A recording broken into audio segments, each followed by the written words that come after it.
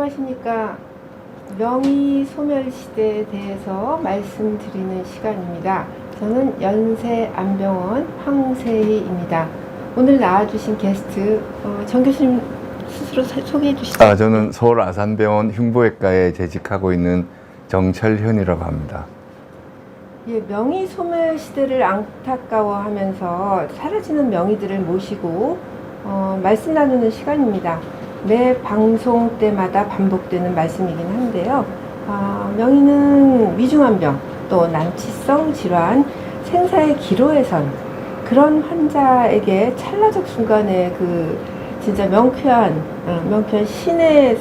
신의 그 전달을 받은 듯한 그런 결정으로 환자 상태를 호전시키는 그런 의사 선생님을 말씀하는 거죠. 한국인은 명의 사랑을 아주 각별히 하는 나라입니다. 닥터 쇼핑을 하는 이유도 경증, 중증, 또 뭐 질환에 상관없이 명의를 찾아 산만리 치료받으려는 노력을 아끼지 않는데요. 이 귀한 명의가 지난 30년 동안 필수 의료, 중증 환자 치료에 대해서 국가적으로 너무너무 지나치게 진짜 몰상식할 정도로 홀대를 해온 결과 필수 의료과는 기피과가 됐고 덩달아 명의는 사라지고 있으니까 더더욱 안타까운 사실은 현재 소멸되고 있는 명의의 그 부활은 기대하기 어려울 것 같습니다. 이거는 어떤 무서운 말씀을 드리는 게 아니라 현재 상황으로 봐서 기대하기가 어렵고요. 특히 이렇게 어려운 상황에서 지난 2월부터 정부가 강압적인 의료 정책을 반년 이상 지속하면서 필수 의료 분야의 붕괴가 한 20년 동안 지속될 게 그냥 진짜 빠르게 2년 내에 지속될 것 같습니다. 완전히 붕괴되는 상황이 아마 지금대로라면 오지 않을까 이렇게 전문가들은 생각하고요. 오늘 모신 분은 특히 그 귀하디 귀한, 대한민국에 진짜 귀하디 귀한 흉부외과, 그 중에서 심장혈관을 다루는 명의 교수님이세요. 서울 아산병원의 정철현 교수님 모시고 말씀 나누도록 하겠습니다. 안녕하세요. 네, 안녕하세요. 예, 정철현 교수님 아시는 분도 많겠지만 제가 일단 간략하게 소개를 드리겠습니다. 1986년에 서울대 의대 졸업하시고요. 서울대에서 석박사학위 취득하셨고 흉부외과 수련은 서울대병원에서 마친 뒤 전문의를 취득하셨고 이후 심장 전문병원인 부천 세종병원에서 운영 근무하시다가 도미를 하셨어요. 그래서 미국에서 명문대학이죠. 미시간 심장센터, 또 서부명문 UCSF, 하버드 부속 보스턴 칠드런 호스피탈, 또 하버드 의대 연구실 근무 등을 하신 다음에 다시 귀국해서 상대 백병원에서 교편을 잡으시다가 주임 교수로 일하셨죠. 다시 미국의 텍사스에 있는 베일러 컬리지 오브 메서디스트 호스피탈에서 교환 교수 근무하신 다음에 그래서 서울 아산병원 네. 오신 거죠. 흉부외과 그렇죠. 교수로 20년 됐습니다. 네. 지금까지 기본적인 소개를 드렸는데요. 교수님께서 추가로 저는 아주 기본적인 것만 드렸고 자랑 좀 해보세요. 오늘은 자랑하는 시간입니다. 귀한 명의 얼굴 보면서 글쎄요, 이제 제목부터가 명의라 그래서 사실 명의라 함은 남들이 칭해주는 거지 이게 스스로 명의다 이렇게 사실 일컫기가 상당히 민망한 그런 단어이기도 한데 아마도 심장 수술하는 의사가 이렇게 흔치 않아서 그런 명칭을 받게 된 거가 아닌가 그런 생각이 듭니다. 소개해 주신 대로 서울대학교를 졸업하고 서울대학에서 전공의를 마친 후에 처음에는 이제 소위 말해서 심장외과 의사의 아카데미라 그러죠. 부천 심장 전문 병원인 부천 세종병원에서 근무를 하다가 미국에 공부하러 좀 갔죠. 한 토탈에서 한 2년 반 정도 체류하다가 다시 이제 상계백병원에 갔다가 아산병원으로 옮기게 된 게 이제 올해가 20년째입니다. 네. 네. 근데 나중에도 말씀드리겠지만 수술 건수 이런 것도 아까 명의를 남이 말해줘야 된다는데 대한민국에 지금 명의 진짜 이 손가락 꼽더라고요. 손가락 꼽는 상황에서 또 얼마 전에 또 한 분이 돌아가셨어요. 네, 네, 맞습니다. 명의 선생님이. 그러면 이제 한 그 빅5 이런 데서도 그야말로 뭐 1000건 이상 수술을 하신 명의들이 이 어려운 수술을 지금 뭐 손가락으로 안타까운 일이죠. 네. 네. 꼽고 있어요. 저희가 그 교수님 돌아가시니까 네. 아이고 그 5손가락 안에 드는 분 또 한 분 돌아가셨으면 이제 누구한테 네. 가냐 이런 정도인데 정철원 교수님은 뭐 당연히 거기에 서서 선두를 달리시는 교수님이십니다. 예, 조금 다른 얘기인데요. 그 경력 말씀하다 보니 근무를 뭐 여기저기 그 많이 하셨어요. 근데 현대의학은 서양에서 발달한 학문이라 그 좀 뭐라 그래야 되나요? 라틴어에서 유래된 영어로 네. 그렇게 많죠. 예과 1학년 네. 때부터 다 공부를 하잖아요. 네.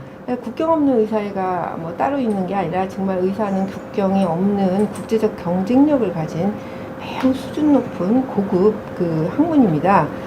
이번 의정 갈등에서 다수의 사실 필수과를 할 그런 젊은 층들은 지금 해외 진출을 계획하고 있는데, 그게 이제 가끔 이래요. 의사가 어떻게 외울까요? 이래요. 너무 기가 막혀서. 그럼 의사가 가지. 검찰총장을 하셔도 미국에 당장 사원으로 취직하기 어려우시지만 의사들은 지금 미국 시장만 해도 15개 주가 한국 의대만 졸업해도 지금 환영한다 이런 정도로 개방되고 있습니다. 그 의사는 태생적으로 국경을 넘나드는 직업이죠. 우리 교수님도 보시면 한국에서도 여기 계셨다가 다 이제 심장 전문 진짜 명의들만 모시는 곳인데 가셨다가 미국에도 5년 계셨다가 또 한국 돌아오셨다가 또 미국에 가셨다가 이게 이제 가능하단 말이죠. 근데 진짜 이 안타까운 상황 교수님 미국에 계시다가 오셨는데 지금 같으면 안 오실 수도 있을 것 같아요. 안 오셨을 것 같은데 참 안타깝습니다. 그래서 제가 첨언을 드렸고요. 다시 흉배과 명의이신 장철원 교수님 얘기 나눠보도록 하겠습니다. 우선 간단하나마 그 공부를 당연히 잘하셨으니까 서울의대를 가셨을 텐데 그 많은 과 중에서 의대를 진학하게 된 그때 그 당시 40년 전으로 돌아가서 어떤 심정으로 의사의 길을 택하시게 됐습니까?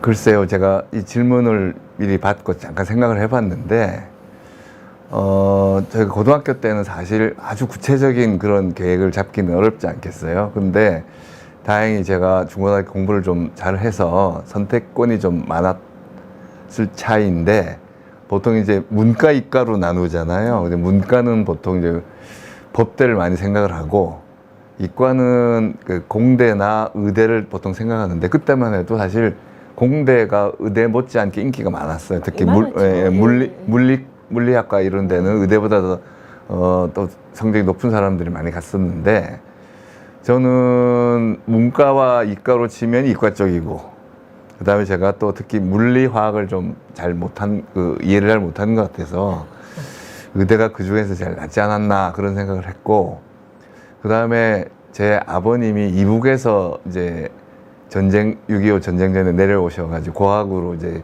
치과 의사가 되셨는데, 그분이 이제 어린 저한테 하셨던 말씀 중에 여러 가지 직업이 있지만 그 돈을 벌면서 대가를 받으면서 고맙다는 얘기를 듣는 직업은 흔치 않고 그게 의사이다라는 말이 어린 마음에 좀 공감이 갔던 것 같아요. 그래서 의대를 갔습니다.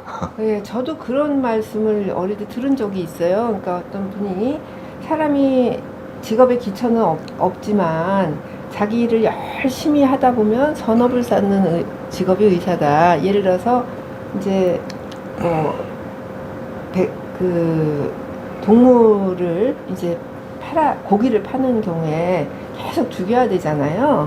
사실은 그 생명체를. 네. 그런데 의사는 계속 살리는 쪽이다. 그러니까 참 직업의 기초는 없지만 좀 권장하고 싶다 이런 말을 들은 적이 있는데 비슷한 말씀 하신 것 같고요.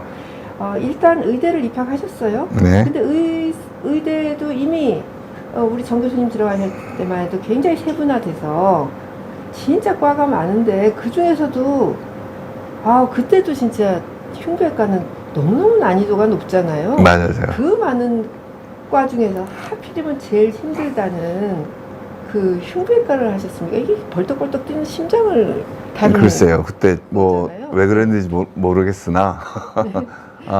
그 말은 어떤 아니고 매력이 있어요? 네.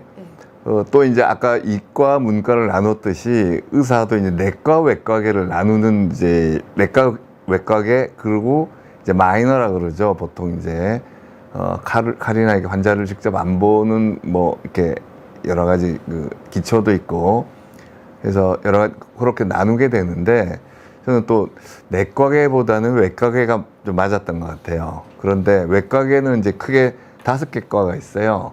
신경외과, 정형외과, 성형외과, 일반외과, 흉부외과가 있는데 제가 서울의대는 들어왔지만 그 중에서 공부를 그렇게 잘했던 건 아닌 것 같아요. 그래서 그때 이제 제일 성적이 좋았던 과가 이제 정형외과를 택할 수 있는 게 제일 이제 공부 잘하는 사람이 먼저 선택하는 과였고. 신경외과 아니었나요? 신경외과도 맞아요. 네, 신경외과, 정형외과가 좀 그랬죠. 그 다음에 성형외과는 제 적성에 맞지 않은 것 같았고, 그러고 이제 그러면 정형외과를 꼭 하고 싶으면 서울대학병원에 남지 않고 다른 병원에 가는 방법도 있는데 정형외과를 이제 학생이나 인턴 때 돌아보니까 이게 생각했던 것보다는 좀 제가 조금 단순하기도 이런 말하면 또 저거 하지만 제가 느끼기에 조금 이제 생명을 살리는 겉에서 보는 것보다는 조금 재미가 좀 덜했고 그래서 일반외과나 흉부외과를 하겠다고 생각을 했는데 인턴 돌 적에 아주 드라마틱 왜냐하면 흉부외과가 이게 항상 일들이 드라마의 소재가 될 만한 일들이 많기 때문에 메디컬 드라마 나오면 흉부외과가 주인공이 나오죠. 많죠. 그래서 인턴 때 우리가 환자가 심장마비가 오면 우리 CPR이라고 밖에서 이제 마사지를 하는데 심장 수술하고 나서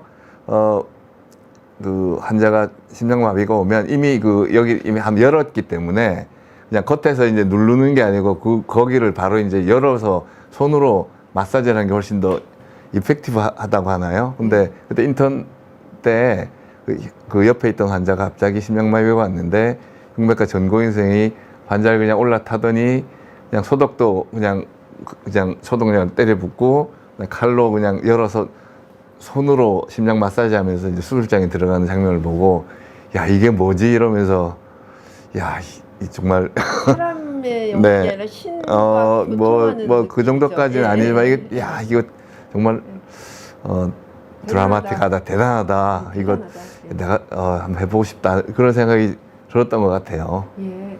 근데 이제 물론 말린 사람이 굉장히 많았어요. 그때도 힘들었죠. 맞아요. 사실 지금 정형외과 선생님도 굉장히 화내실 것 같은데 그 옛날에만 해도 이제 목숨을 살리는 과가 제일 좋은 과라고 생각을 하셔서 그 내과 과장님이 공부 잘하는 학생이 정형외과 가니 그런 얘기가 있어요. 왜는 뭐 목수를 하러 가냐고 이런 말 할 정도로 외과, 신경외과, 내과, 소아과 뭐 하여튼 그 외과 중에서는 특히 이제 신경외과 또 흉부외과 그리고 제가 그렇게 느꼈다는 거고 뭐 정형외과도 나름대로 훌륭하죠.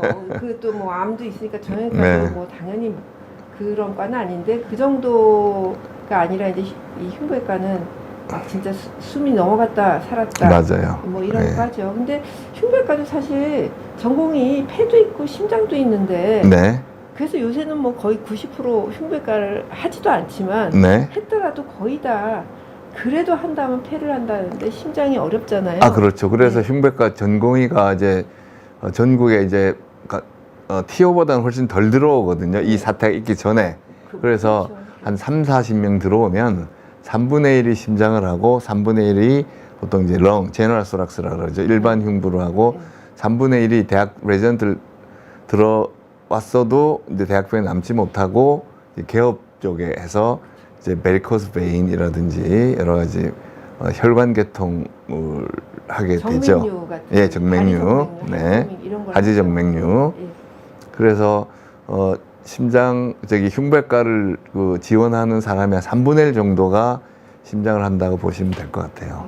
예. 근데 교수님은 폐보다는 심장이 마음이 가셨었나 봐요. 네, 그랬어요. 그때 제가 느꼈던 것도 이제 뛰는 심장을 제가 예, 뛰는 심장을 지금 수술하시잖아요. 네, 맞습니다. 네. 예. 진짜 저도 그 심장을 이렇게 뛰는 심장을 진짜 손으로 마사지 하는데 저걸로 사나 싶은데 진짜 사는 걸 보고 제가 너무 그럼요. 놀랐어요. 그럼요. 그래서 정말 이게 저는 사실 그때 그렇게 느꼈어요. 저거는 진짜 신하고 교통하는 행위가 아니고서야 사람의 심장을 이렇게 만져서 마사지를 해갖고 살려내더라고요. 예. 그런 매력 때문에 가신 것 같고, 심장 수술 중에서도 사실 여러 가지가 있잖아요. 네네. 우리 정 교수님은 특히 어떤 분야를 집도하십니까? 자, 심장을 크게 이제 심장 수술을 나누면 일단 성인 심장하고 소아 심장을 나눠요. 근데 그거는 그 나이로 나누는 게 아니고, 소아 심장은 어릴 때 심장이 기형을 갖고 태어난 병.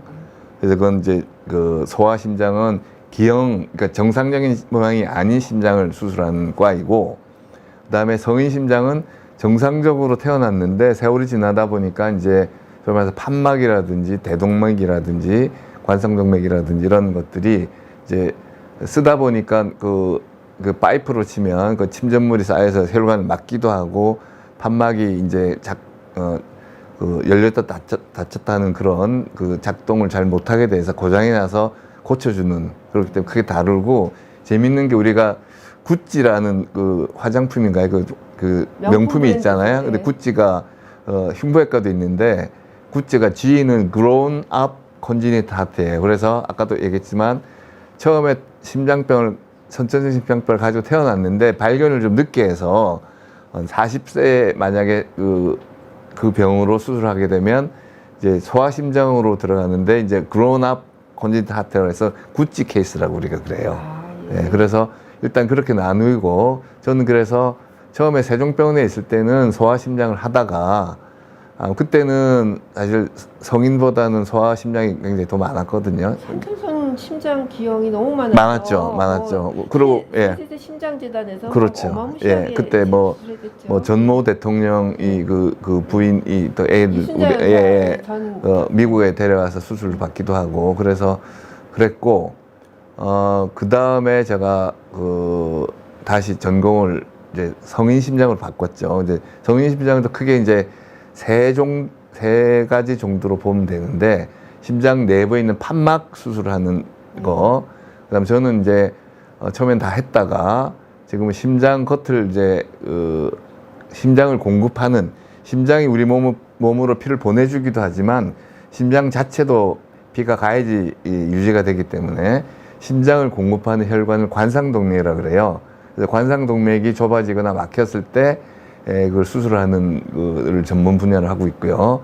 그다음 또 하나는 이제 대동맥, 심장을 벗어나서 이제 몸으로 이제 공급해주는 그 큰 고속도로 같은 데가 이제 문제가 생기거나 터지거나 이랬을 때 아주 급하게 수술하는, 그게 크게 세 가지 정도로, 또 뭐 나누기로 하면 또 이제 심장 이식이라든지 여러 가지 심부전 또 수술도 있고요. 그래서 아무튼 그런 정도로 나누면 되겠습니다. 근데 예. 이제 교수님은 그 중에서도 심장 혈관 쪽에 문제가 있는 그쪽 수술을 하시죠. 근데 보통은 이제 규모가 적은 병원에서는 그렇게 나눠서 하지 않고 대부분 같이 다 하게 되는데, 아산병원은 아무래도 이제 수술 케이스가 크니까 좀 서브 스페셜을 나눠서 하면 조금 본인이나 환자들한테 좀 도움이 되지 않을까 해서 제가 이제 주임 교수가 됐을 때 나눴어요. 그래서 거기 한 10년 좀 전부터 이렇게 나눠서 하기 시작했습니다.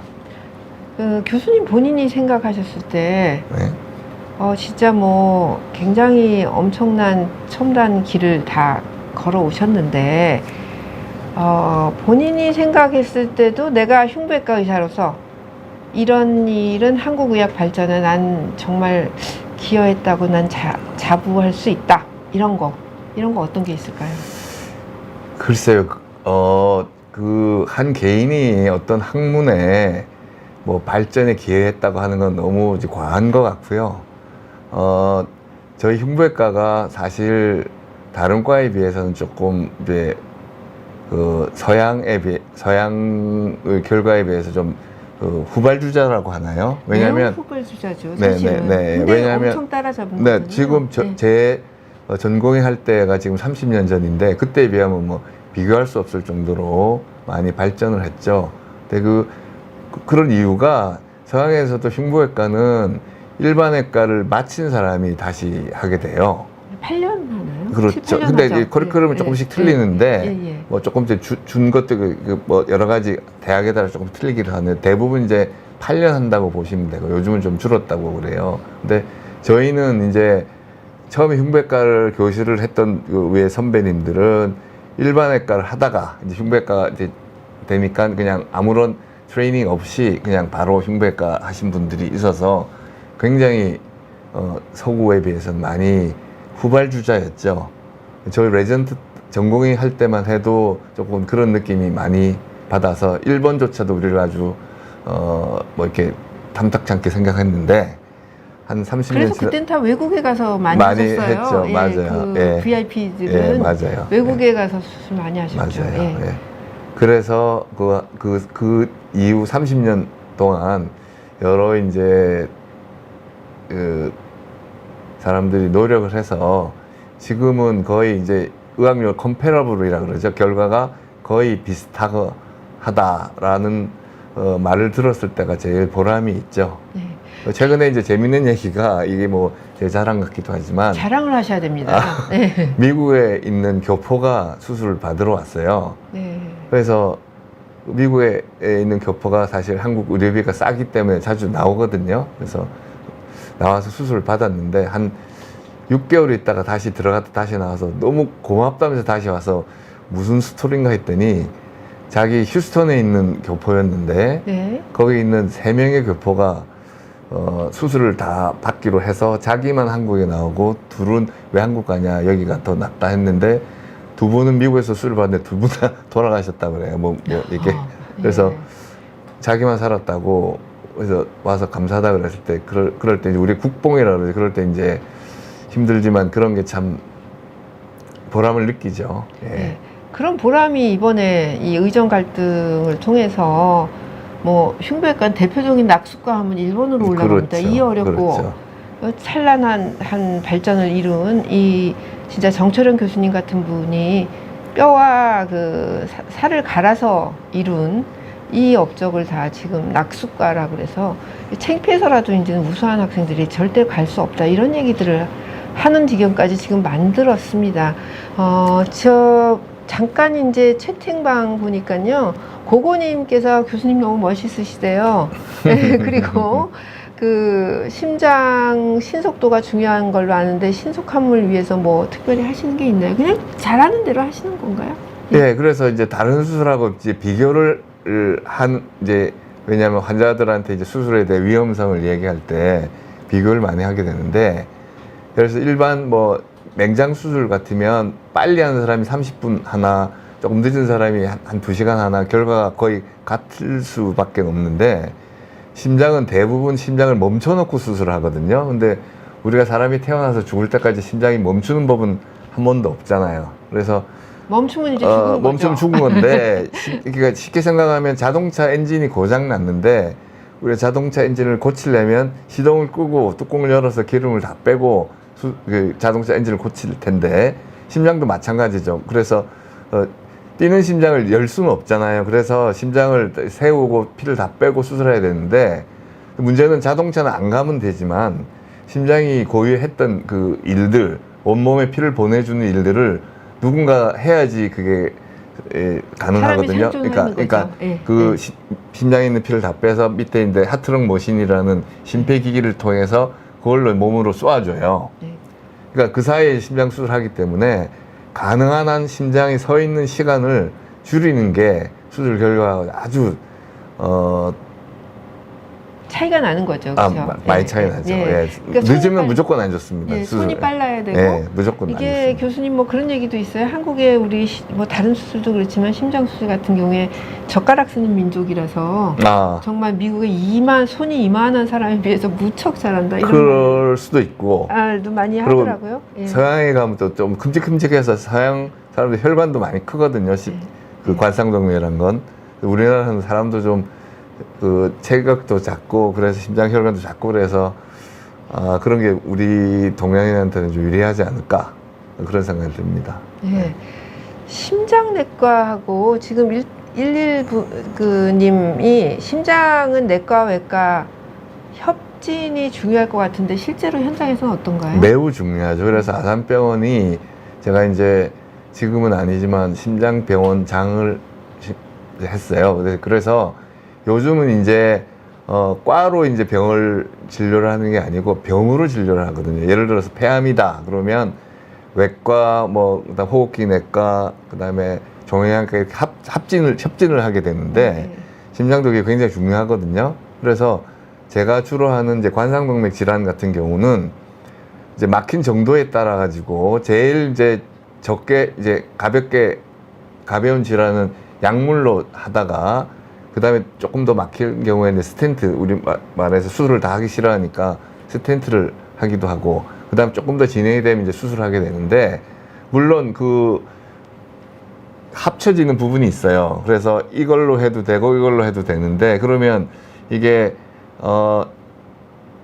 그 커뮤니케이션이 잘 안 되고 그러면 한쪽으로 이제 몰리게 되는 그런 효과가 있어서. 그러니까 내과적 스텐트만 어떤 데는 네, 너무 많이 하고, 하는 데고 어떤 때는 뭐 네, 수술 근데 많이 하는데. 우리나라는 미국에 비해서 여러 가지 뭐 이유가 있어서 지금 말하기는 좀 그렇지만 스텐트의 비율이 굉장히 많습니다, 미국에 비해서. 그러다 보니까 협진을 하지 않으면 그런 문제가 발생할 수 있는데, 저희는 그런 데 대해서는 굉장히 열려 있어서 제가 오히려 내과한테 보내줘요. 이건 내과에 수술하라 그러면 이거는 스텐트 하는 게 나을 것 같다고 오히려 보내주고, 내과에서도 아주 기꺼이 이렇게 서로 보내주는데, 제가 환자 보호자한테 제가 설명을 쉽게 하는 편인데, 그 우리 관상동맥이 막혔을 때 이제 그럼 치료하는 방법이 이 내과적인 스텐트와 수술이 어떤 차이가 있냐면, 서울에서 부산까지 이제 가야 되는데 중간에 길이 막혔어요. 그러면 스텐트는 불도저로 이제 밀어가지고 공간을 확보한 다음에 그 다음에 그 그물망을 넣는 거, 터널을 이제 만드는 거예요. 그래서 일단 지나가게.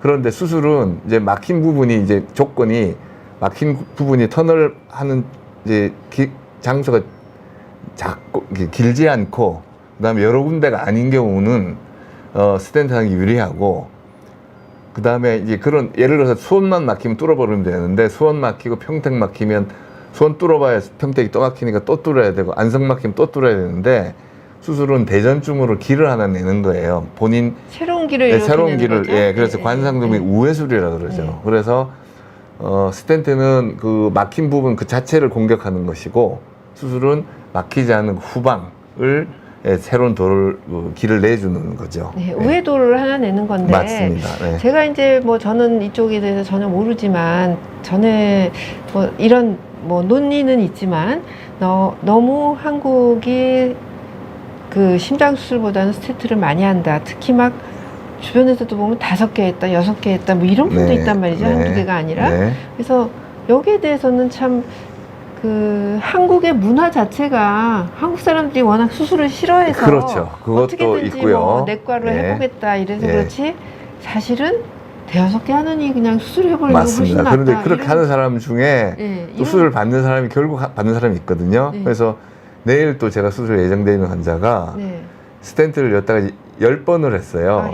근데 결국은 막혀서 수술하거든요. 그러니까 네. 그 사이에 10번을 병원에 입원하고 퇴원하고 비용 이런 걸 생각하면 수술이 훨씬 그 환자는 유리했던 걸로 지금 예, 생각이 그래서 듭니다. 네. 뭐 이거는 이제 좀 명의 선생님들의 판단에 의해 의존할 수밖에 없지만, 한국 이제 환자들이 좀 수술을 기피한다 그러는데, 특히 이제 뭐 뇌 수술이나 심장 수술 이러면 듣기만 해도 저도 그냥 제 그렇죠. 심장이 벌렁벌렁 뛰어요.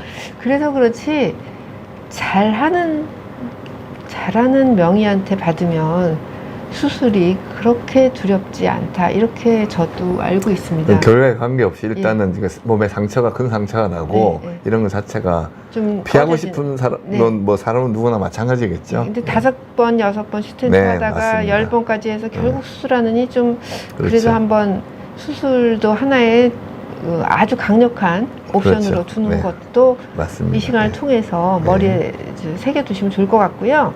그 수술 시간 이거는 굉장히 길잖아요. 길죠. 네. 네. 이 심장 우회술이라는 거는 막 뛰는 심장에 새로운 이렇게 심장을 만들어내는 거라서 엄청 시간도 길는데, 물론 이제 잘하는 선생님하고 못하는 선생님, 못한다고 하기에는 그렇지만 조금 아직 네. 익숙치 않은 네. 교수님들하고 차이는 있겠지만, 그래도 한 뭐 8시간? 이 정도 하나요? 아, 그렇진 않아요. 요즘 그렇지 또 않아요? 빨라져서. 빨라졌어요. 예. 저는 보통 뭐 이제 반나절 하는, 그냥 하루 반. 오전, 오후 하면 네. 제 모토가 이제 이렇게 장난스럽게 우리 방 팀한테 내 파트는 저녁에 있는 삶이다. 그러면 이제 2개 해도 6시면 나간다. 대단하십니다. 보통 6시간에서 8시간 이렇게 제가 알고. 뭐 그렇게 있는데. 걸리기도 하고 좀 네. 짧게 되기도 하고 많이 줄었어요. 예전에 비해서. 그러니까 그렇기 때문에 하루에 1개 이상은 하기가 어려운 수술로 보통은 알고 있는데요. 네. 그러면 지금 뭐 2개 하는데도 꽤 많은 걸로 알고 있습니다. 저만 우리나라에서요? 그런 게. 네. 네, 아유, 뭐 있을 수 없는 일입니다. 선진국이라는 OECD도 하루 1개 하면은 많이 한다고 그러더라고요. 근데 이제 저희 네. 재밌는 게 네, 지금 이번에 의료 사태가 나서 네. 저희들이 뉴노멀이라 그러죠. 근데 네. 그게 그래서 그 필수 의료가 사람들이 이제 안 하는 이유가 여러 가지가 여타가 있었겠지만 당연히 안 할 수밖에 없다고 예, 봐요. 예, 저는. 예. 보상이 어느 정도냐 하면 지금 이제 대학 교수 같은 경우는 네. 과에 관계없이 일의 농도에 관계없이 그냥 나이에 따라서 교수 1호봉, 교수 2호봉 이래요. 네. 그러면 이번에 예를 들면 제가 이번 사태 전에 한 달에 수술을 한 30개 정도 했거든요. 근데 이번에는 이게 되니까 인력이 없어서 지금 10개, 15개 못 하는데 월급이 줄지가 않아요. 그거는 내가 수술을 10개만 하면 됐는데 괜히 30개를 했다는 뭐 그렇게 해석하면 끝도 없는데 네. 그러니까 저희들은 그런 거에 그쵸. 생각 안 하고 하거든요. 그쵸. 근데 네, 이런 네. 헌신적인 그 예, 그러니까 교수님들을 좀 막 아이러니한 볼거리에 거죠. 예. 급급하다고 하고요. 교수님, 근데 지금은 이런 반론도 있어요. 교수님들이 너무 헌신적으로 그렇게 진짜 갈아 넣어서 하다 보니 시대가 변했고, MZ세대에서 그렇죠. 뭐 의료 아니라 다른 분야에 무엇이든지 누가 주 40시간이고 52시간 이상 일하면 이거는 법에 그렇죠. 걸리는 시간이에요. 맞아요.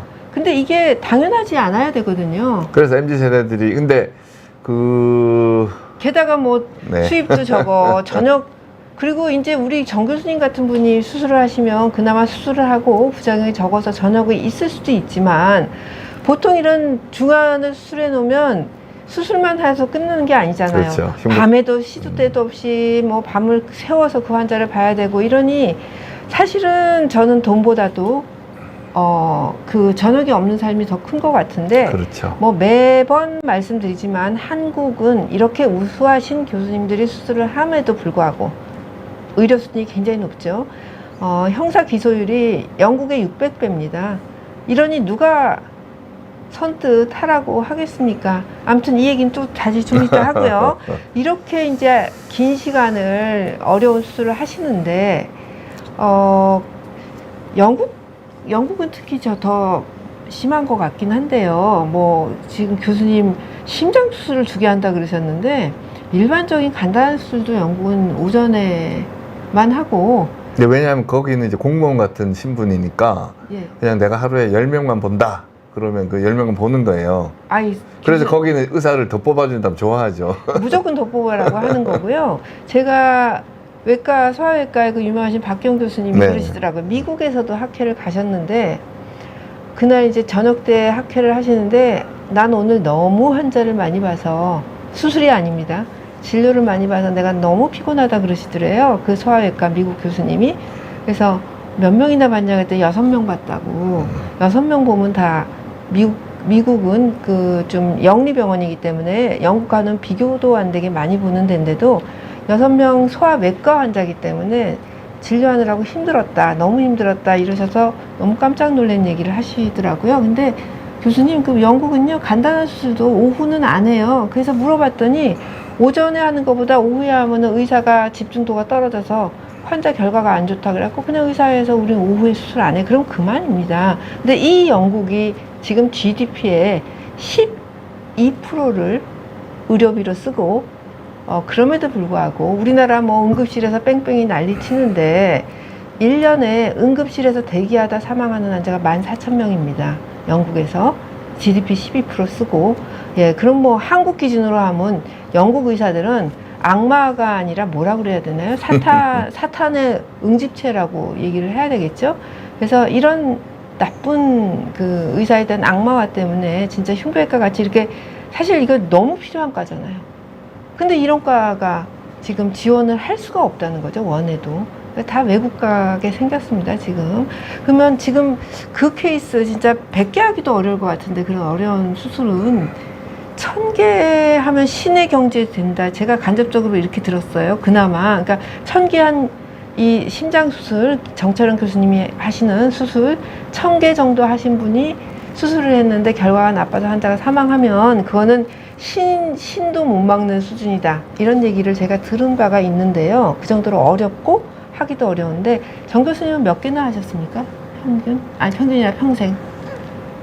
제가 아산병원에 20년 동안 이제 했던 거는 옛날 거는 사실 카운트가 좀 안 된 부분이 있어요. 그래서 정확하게 2004년부터 20년 동안 카운트를 정확하게 했거든요. 네. 그래서 지난달부로 4,880개 정도 했어요. 근데 그 전 병원하고 합치면 6,000개 하지 않았을까 싶어요. 근데 교수님 이런 기록은요, 시청자 여러분들도 앞으로는 안 나올 거예요. 이 정도로 과로해가면서 하는 세대 자체도 없고요. 그래서 이 정도는 안 나올 것 같아요. 근데 제가 그래서 카운트를 해봤더니 네. 물리적으로 제가 이제 전문의가 돼서 일반 사람들이 전문의가 돼서 정년할 때까지 한 3년의 군대에 따라서 좀 틀리지만 35년, 많이 했을 때 35년이면 1년에 300개를 해야지 10,000개가 되거든요. 우리나라 실정에서. 근데 300개를 지금 하는 사람이 우리나라에 지금 거의 있을 수가 좀, 없죠. 조금 토요일 날, 이게 300개 하기는 예, 어렵죠. 제가 제일 많이 했을 때 이제 300개 해봤는데, 좌우지간 300개는 처음부터, 그러고 비기너 러닝 피리어드 300개 할 수가 없고, 그래서 처음에는 막 50개도 못하고 1년에 그렇게 따지면 일주일에 아마, 하나 하는 거죠. 예, 그죠? 50주니까. 5,000개 넘어가는 사람이 여태까지도 10명이 안 됐을 것 같아요. 앞으로는 나올 수가 없을 것 같아요. 앞으로도 더 힘들겠죠. 네, 앞으로는 나올 수가 없고요. 그러니까 제가 초반에 이 명의가 사라진다 그랬는데 다시 볼 게 어렵다. 지금 방송으로 많이 보십시오. 진짜 앞으로 이런 정도로 수술 많이 하시는 그런 명의분들은 뭐 10년만 밑에 세대들 봐도 현실적으로 불가능하죠. 이게 미국에서도 그렇게 많이 하지는 않고요. 영국은 말할 것도 없고요. 예, 이런 기록적인 수술을 하신 분입니다. 근데 흉부외과 수술 쉬운 수술 하나도 없겠지만 그 긴 세월 5,000건을 하시면서 이런 환자는 정말 내가 수술하는데 힘들다. 아니면 흉부외과 의사라서 이러이러한 점은 너무 힘들다. 이런 건 어떤 게 있습니까? 기억나는 환자가 많은데 힘들었던 환자는 결국 이제 수술하고 이제 합병증이 생기거나 아니면 또 사망례가 당연히 있을 수밖에 없죠. 그런 환자들은 두고두고 생각나는 환자들이 많은데 보람이 있었던 환자 중에 하나가 꼽으라면 우리가 말판 증후군이라고 링컨 대통령도 가지고 있던 유전자 질환인데, 말판 증후군이 있는 사람들이 이제 대동맥 질환이 많이 같이 동반이 되거든요. 그래서 대동맥이 얇아져서 터져요. 근데 그 환자가 20대 후반의 젊은 여자인데 임신 중이었어요. 근데 대동맥이 터져서 응급실로 왔는데, 이거는 그냥 수술 안 하면 그날 저녁에 수술 안 하면 바로 죽는 그런 상황인데, 아기가 또 임신 5개월인가 6개월인가 그래서 이게 내가 잘못하면 둘 다 죽겠구나 이런 생각이 들어가지고, 근데 일단 아이는 어떻게 내가 할 수 있는 방법이 없으니 이 환자라도 살리자 최선을 다해서, 그래서 그날 저녁에 수술을 무사히 잘 했는데, 감사하게도 그 환자도 살고, 그다음에 아이는 거의 포기를 했었는데 나중에 이제 다시 검사를 했더니 아기도 잘 무사히 해서 잘 태어나서 그 아이가 7살까지 외래로 같이 왔던 걸 봤을 때가 제일 생각이 납니다. 예, 지금 말씀하셨던 이런 거를 이제 필수과 뽕이라고 하는 거예요. 그러니까 환자를 정말 죽을 수밖에 없는 환자를 살릴 때 그 보람과 기쁨과 그 만족감은 진짜 뭐 어떻게 비길 수 없이 엄청나기 때문에 하는 건데 참 우리나라 분들은 그래서 의사들도 사실 흉부외과를 하면 아주 저거 뭐라 그러나 좀 처음에 이게 너 그런 거 왜 하냐 뭐 하려고 그렇게 힘든 걸 하니 이제 부모님도 반대를 하셨고 주위 동료 의사들도 그때 또 흉부외과가 굉장히 또 지금보다는 성적도 안 좋았고 그래서 많이 힘들어했고 많이 성적이 안 좋다는 기피를 거는 치료 성적이 안 치료 좋은 성적. 시절이라는 네, 맞아요. 말씀입니다. 네. 수술하면 환자 많이 죽고 절망적인 상황이 많았는데 그때 제가 우리 흉부외과사들이 그냥 습관적으로 하는 말이 우리가 아니면 누가 하리 이런 말을 하면서 그냥 위안을 삼았던 기억이 나네요. 그런데 뭐 이런 과를 하도 홀대를 하다 보니까 지금 학회가 지난달인가요? 그 20-30명씩 배출되는 전문의가 그나마 다 그만두고 12명 남은 걸로 12명 남았고 내년에 6명, 그 다음에는 1명, 그 다음엔 2명, 이제 3명 이렇게 나오게 생겼어요. 근데 이게 이렇게 힘든 걸 저도 사실 의사잖아요. 그렇지만 저는 흉부외과 하라 그러면은 저는 안 살고 싶을 것 같아요. 저 흉부외과 인턴을 한 사람으로서 그때 이제 한 달에 13명의 환자가 사망을 했고 수술한 다음에 맞아요. 13명이 사망을 했고 그 환자가 한 명 사망하는데 수술 잘못해서 사망하는 게 아니에요.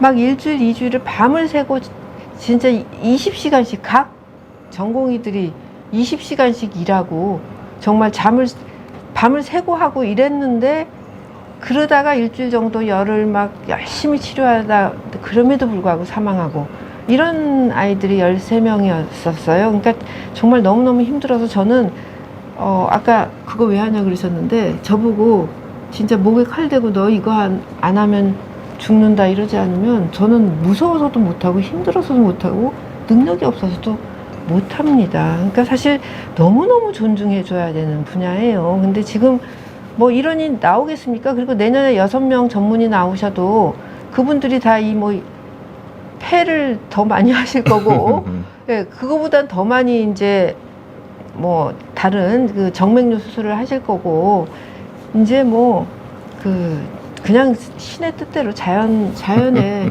순리대로 사실 사는 것도 저는 꼭 나쁜 것 같지 않아요. 그래서 거기에 대해서 한국 분들 좀 익숙해지셔야 되고 저희 어릴 때가 그랬거든요. 너무 무서운 말씀을 하시는데.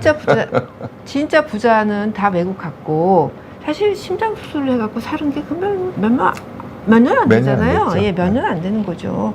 어쨌든 이런 무서운 상황인데 뭐 아무 일 없다고 정부에서 하시니까 뭐 그건 차차 두고 봐야죠 앞으로.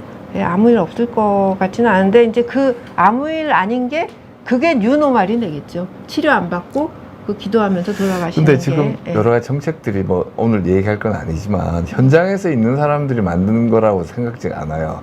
그 현장에서 상을 전혀 모르고 지금도 응급실 뺑뺑이 응급실인데 응급실 사실 응급과 그 의사는 거기서 교통 정리하거든요. 근데 그 백업 그러니까 물론 거기서 급하게 처리해야 될 환자는 처리하고 그다음에 CPR이나 하는 거죠. 예, 각과 산부인과로 보내고 이렇게 하는데 지금 그 뒤에 있는 의사들이 다 없는 상황인데 응급실이 돌아간다고 그게 되는 게 아니거든요. 근데 그런 거는 응급실만 잘 돌아가고 있다. 기계적으로 보사부장은 나와서 몇 프로는 돌아가지만 저기 공중보건이 보내서 뭐 된다. 공중보건이가 가서 할 게 없는데 공중보건에 가면 응급실이 마치 돌아가는 것처럼 착각을 하는 이게 보통 이제 의사가 아니죠. 그건 모르는 상황이죠. 그건 아무것도 모르는 상황. 아무것도 모르는 사람이 하다가 이제 그 결과는 이제 국민들이 받을 거고 뭐 할 수 없죠. 그게 민심이라면 그대로 가는 겁니다. 민주주의 사회에서는.